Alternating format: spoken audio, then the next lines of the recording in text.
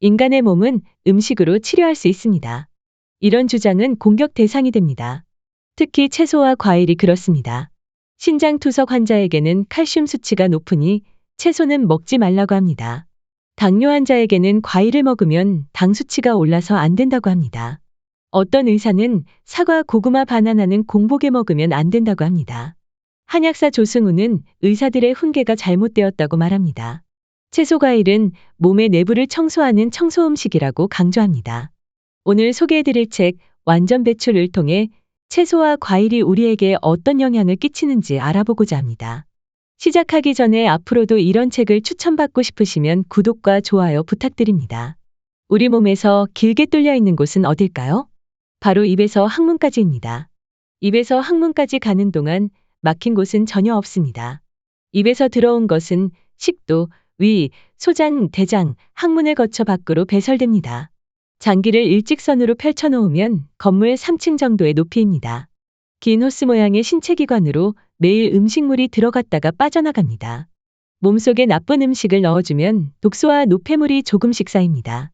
여러분이 끊임없이 죽은 음식을 들여보내게 되면 영양 결핍을 가져와 장 안의 신경조직과 근육 기능이 점점 약화되어 활기를 잃어버리게 됩니다.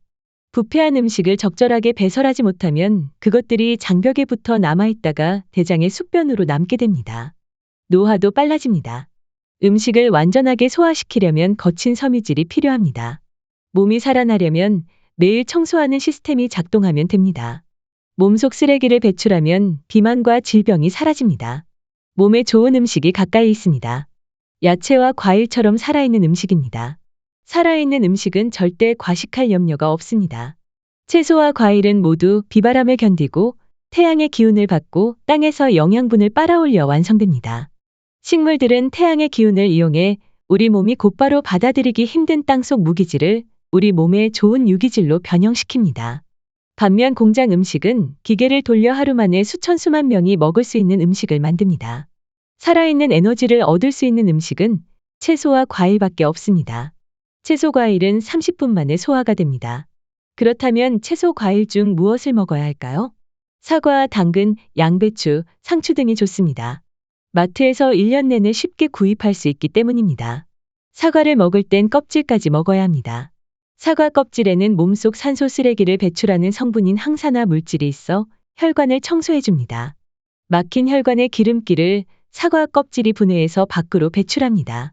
항산화 물질은 고기, 생선, 계란, 우유, 공장 음식에는 전혀 없습니다. 또한 몸에 좋은 채소 과일이어도 불에 익히면 항산화 물질은 모두 사망합니다. 익혀도 마찬가지입니다. 모든 효소는 섭씨 54도 정도에서 70도 정도의 생명을 마칩니다. 가열하기만 하면 모든 효소는 죽어버린다는 뜻입니다. 채소 과일은 효소 덩어리입니다. 채소 과일을 익히면 날 것에 비해 3, 4배를 더 먹어야 미네랄이 충족된다고 합니다. 살아있는 음식을 먹어야 하는 이유입니다. 저자는 매일 아침 당근을 먹으라고 권유합니다. 당근은 한방에서 각종 약으로 쓸 만큼 효능이 좋은 뿌리 채소입니다. 눈 건강에 좋다는 베타카로틴이 하루 권장 섭취량의 7배나 들어있습니다. 당근은 혈관에도 좋습니다. 당근에는 카로티노이드라는 성분이 많은데요. 혈관 내피세포의 염증을 줄여서 동맥경화를 예방합니다. 또한 당근 속 칼륨 성분은 혈관 확장과 혈액순환을 촉진합니다. 당근을 생으로 씹어 먹는 게 힘들다면 사과와 당근을 믹서기에 넣고 갈아서 먹으면 좋습니다. 상추도 좋습니다. 상추 뿌리를 자르면 우유처럼 하얗게 나오는 것이 락토카리움이라는 물질입니다. 여기에 진통 효과와 진정 효과가 있습니다. 이 락토카리움은 현재까지 연구로는 상추와 치커리 두 종류에서만 나옵니다. 고기를 상추 깻잎 마늘에 싸서 먹으면 소화가 어려운 고기를 분해시켜줍니다. 레몬은 대장의 과도한 산성을 중화시키는 특효약입니다. 우리 몸은 항상 약알칼리성을 유지하려는 성질이 있습니다. 과일과 채소는 대표적인 알칼리성 식품이고 육류와 공장 음식은 대표적인 산성식품입니다. 그 중에서 알칼리성 식품의 대표주자는 레몬입니다. 저자는 레몬이 위장 장애와 역류성 식도염을 발생시키고 치아를 부식시킨다는 억울한 누명을 쓰고 있다고 말합니다. 레몬은 우리 몸을 이롭게 합니다.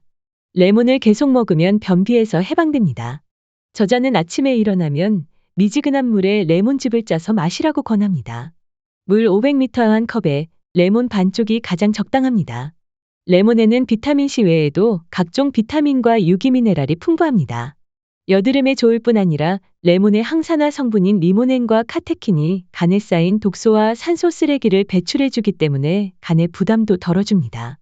레몬수는 신장 결석을 예방하고 체내 지방 증가를 억제하기도 합니다. 채소 과일을 많이 먹게 되면 처음에는 명현 반응이 오기도 합니다. 설사가 대표적입니다. 우리 위장은 각종 화학 첨가제로 오염되어 있습니다.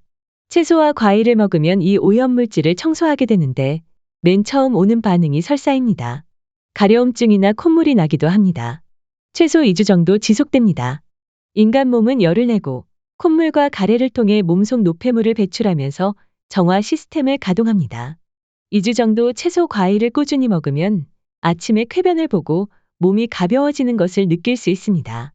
식단에서 과일, 채소와 무첨가 주스 비율을 높이는 것이 처음에는 쉽지 않습니다. 그러나 오늘 실패하면 내일 하면 됩니다. 조금이라도 먹는 것이 안 먹는 것보다 낫습니다. 몸속 노폐물을 밖으로 몰아내는 건 살아있는 음식만 가능하다는 사실을 잊지 않으면 좋겠습니다. 오늘 한 권의 책은 완전 배출입니다. 작가 이하림입니다. 감사합니다.